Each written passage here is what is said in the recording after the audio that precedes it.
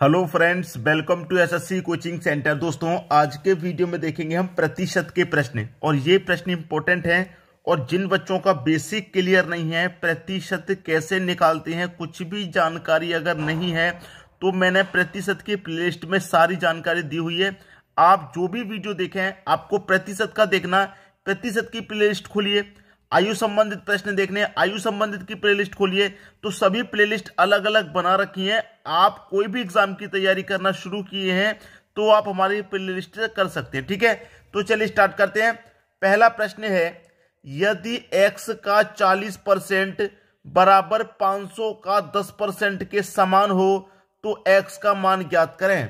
ठीक है, हमको दे रखा है कि x का मतलब प्रतिशत में होता है गुना। याद रखना, कभी भी आप प्रश्न का कोई भी प्रतिशत का प्रश्न सॉल्व कर रहे हैं और उसमें इस तरीके से आ जाए कि x का या y का या z का, तो इस का मतलब होता है गुना। ठीक है, का 40% कितना, 40% बराबर है कितने के, बराबर है 500 का मतलब फिर से क्या आ जाएगा, का मतलब क्या होता है, गुना। तो का मतलब आ जाएगा गुना, कितना, 10% के समान हो तो x का मान ज्ञात करें। आसानी से हो जाएगा, बराबर में दिया गया है तो प्रतिशत से प्रतिशत आपका कट जाएगा। क्लियर है, प्रतिशत से प्रतिशत कट गया।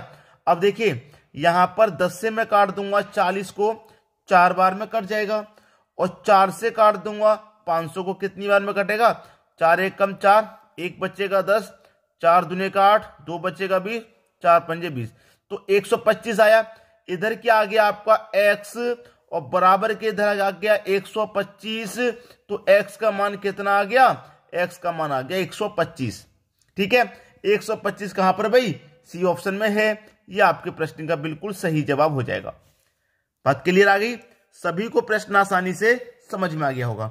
अब देखेंगे अगला प्रश्न।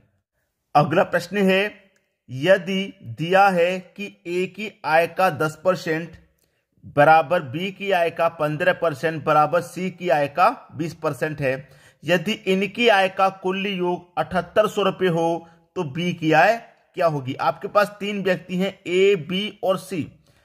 ए बी और सी, ये 3 व्यक्ति हैं। ठीक है, ए की आय का कितना, 10%, ठीक है, अनुपात है। बी की आय का 15% अनुपात है, और सी की आय का कितना, 20%। ठीक है, अनुपात का मतलब बराबर होता है, और ये प्रतिशत से प्रतिशत यहां पर कट जाएगा। ठीक है, अब मैं इस अनुपात को छोटा कर लूं तो 5 से कटेगा 2 बार में, 5 से कटेगा 3 बार में, 5 से कटेगा 4 बार में, अनुपात आ गया 2:3:4। भाई आ गया कि नहीं आ गया, प्रतिशत से प्रतिशत तो कट गया, 5 से मैंने अनुपात को कटा के छोटा कर लिया। ठीक है, अनुपात को कटा के यहां पर छोटा कर लिया है। अब देखिए, यहां पर ध्यान से देखिएगा, अब आप यहां पर इसको ध्यान से देखिएगा, आपसे यहां पर कहा गया है, देखिए इनकी आय का कुल योग 7800 रुपये हो तो बी की आय क्या होगी। बी की आय आपसे पूछ रहा है, लेकिन अगर आप अभी तो ये आपको आपने अनुपात काट के नहीं छोटा कर लिया है, भाई आपने इनका अनुपात काट के छोटा कर लिया है, लेकिन इनका सही अनुपात थोड़ी ना निकला है अभी, इनका अभी सही अनुपात थोड़ी ना निकला है। ठीक है, अब अनुपात सही कैसे निकलेगा, अनुपात सही कैसे निकलेगा, जैसे कि आपको ए का अनुपात निकालना तो ए को छुपा लीजिए। ठीक है, बी का सी का गुना करेंगे, इस तरीके से निकलता है। ए को निकालना, ए को छुपा लो, बी सी का गुना कर दो, तो 3 चौके 12, तो ए का आ गया 12। अब बी का निकालना है तो बी को छुपा लो, ए का और सी का गुना करेंगे तो 2 चौके 8। अब सी का निकालना, सी को छुपा लो, ए और बी का गुना करेंगे, 2 त्रिका 6। ठीक है, करेंगे। अब इसको कटा लीजिए भाई, देखिए अब मैं 2 से कटा दूंगा 6 बार में, 2 से कटा दूंगा 4 बार में, 2 से कटा दूंगा 3 बार में। ये अब इनका सही अनुपात निकल के आ गया, ये इनका सही अनुपात निकल के आ गया।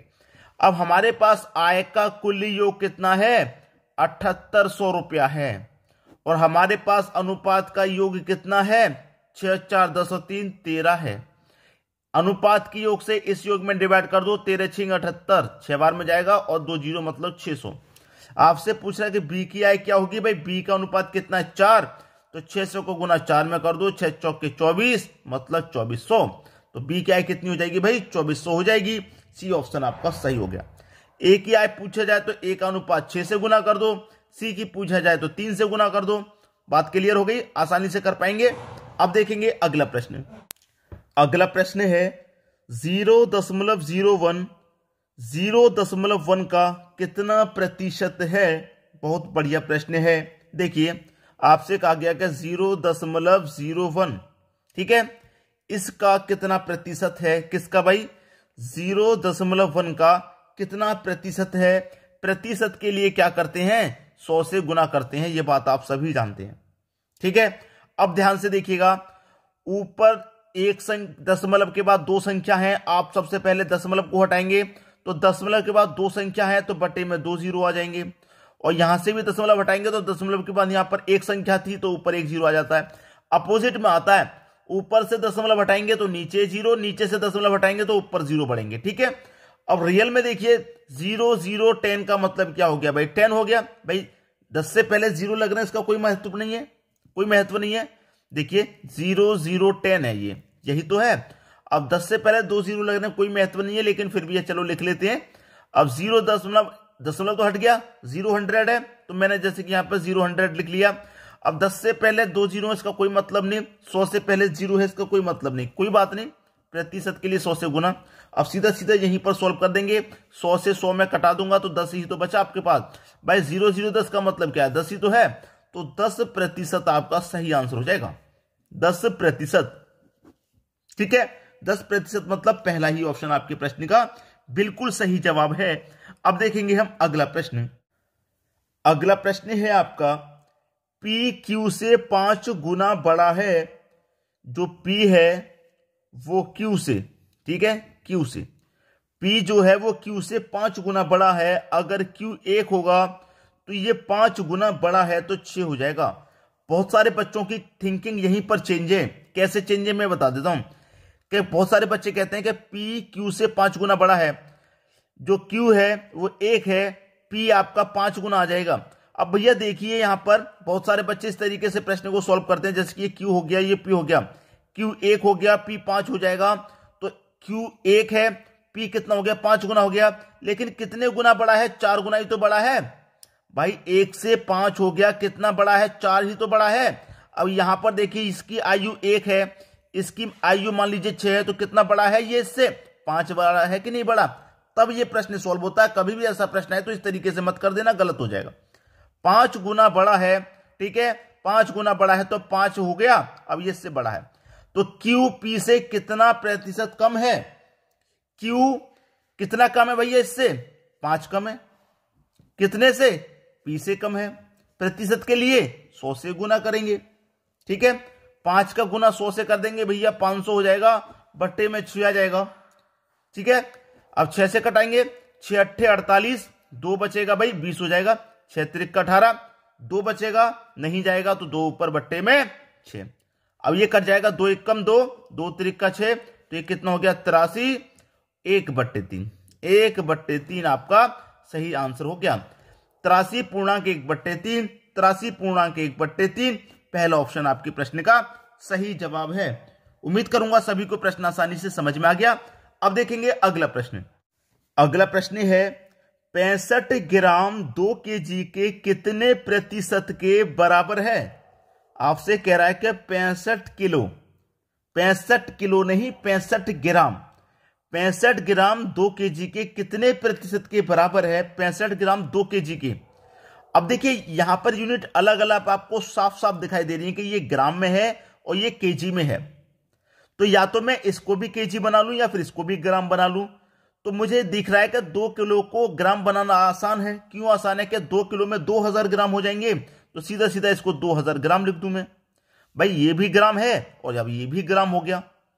2 किलो का 2000 लिख दिया तो 2 किलो का मतलब 2000 ग्राम हो गया। अब ये भी ग्राम और ये भी ग्राम। आ गया प्रश्न। प्रतिशत के लिए क्या करेंगे 100 से गुना कर देंगे, बस खत्म हो जाएगा आंसर। अब देखिए सीधे सीधे 2 जीरो से आप यहां पर ये 2 जीरो कटा देंगे, कितना बचा 65/20 बचा। 65/20 यहां पर कटा दूंगा, चलो 13 पंजे 65, 13 से ये नहीं कटेगा। ठीक है, 4 से कटेगा, 5 से कटेगा, 5 से कटा दूंगा 13 बार में, 5 से कटा दूंगा 4 बार में, 13/4 आ गया। कितना आ गया भाई? 13/4 आ गया। 13/4 पहले ही ऑप्शन में है, ये आपके प्रश्न का बिल्कुल सही जवाब हो जाएगा। 13/4 आपके प्रश्न का क्या हो गया? सही आंसर। ठीक है, तो उम्मीद करूंगा कि प्रश्न सभी को समझ में आ गया। हमेशा की तरह एक बात फिर से बोलूंगा कि शेयर करते रहिए, सभी बच्चों तक वीडियो को पहुंचाइए। जीडी का एग्जाम नजदीक आ रहा है, सभी को जीडी का एग्जाम पास करना है। ठीक है, तो शेयर करना मत भूलना। ठीक है दोस्तों, वीडियो देखने के लिए आपका बहुत बहुत धन्यवाद।